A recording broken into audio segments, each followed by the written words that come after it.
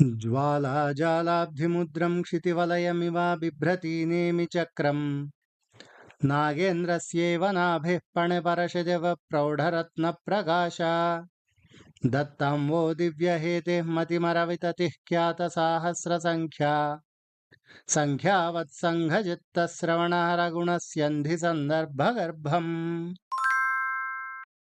ब्रह्मेशोपक्रमाणां बहुविधविमतक्षोधसम्मोदितानां सेवायै देवतानां दनुजकुलरिपोः पिण्डिकाद्यङ्गभाजाम् तत्तद्धामान्तसीमा विभजनविधये मानदण्डायमाना भूमानां भूयसं वो दिशतु दशशती भास्वराणामराणाम् ज्वालाकल्लोलमाला निबिडपरिसरां नेमिवेलां दधाने पूर्वेणाक्रान्तमध्ये भुवनमयः विर्भोजिना पूरुषेण प्रस्फुर्जत्प्राज्यरत्ने रथपदजलधा वेधमानैः स्फुलिङ्गैः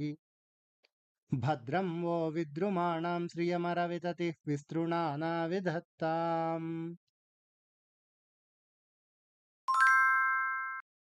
नासीरस्वैरभग्नप्रतिभटरुधिरासारधारावसेकान् एकान्तस्मेरपद्मप्रकरसाचरच्छायया प्राप्य नाभ्या मुक्तानीवाङ्कुराणि स्फुरदनलसिका दर्शितप्राक्प्रवालान् अव्याघातेन भव्यं प्रददतु भवतां दिव्यहेतेरराणीः दावोल्कामण्डलीवद्रुमगणगहने बाडभस्येव वह्नेः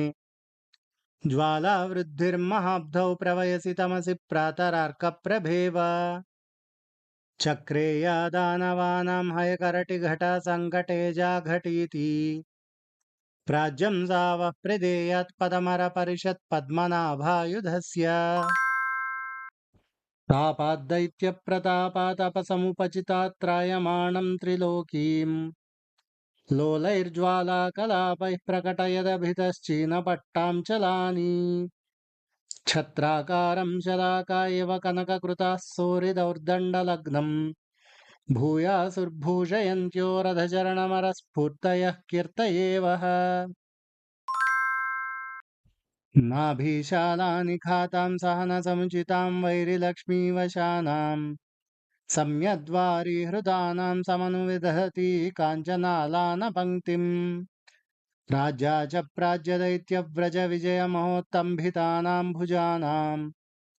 तुल्या चक्रारमाला तुलयतु भवतां तूलवच्छत्रुलोकम् हानेमिश्चक्रवालात् विषयिव वितताः पिण्डिका चण्डदीप्तेः दीप्ता दीपा इवारात् गहनरणतमी गाहिनः पूरुषस्य शाणेरोषाणितानां रथचरणमये शत्रुसौण्डीर्यहेम्नाम् रेकाः प्रत्यग्रलग्ना इव भुवनमरश्रेणयः प्रीणयन्तु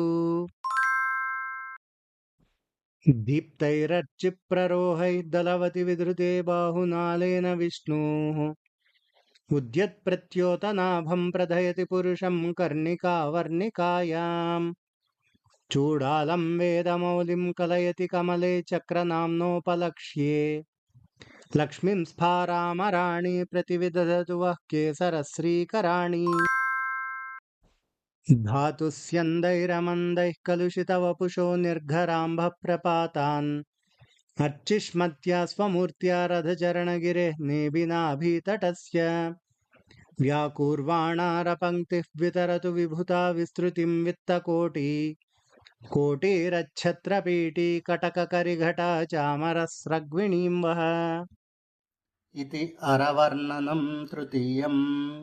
सुदर्शनमहाज्वाला कोटिसूर्यसमप्रभा अज्ञानान्धस्य मे देवा विष्णोर्मार्गं प्रदर्शय।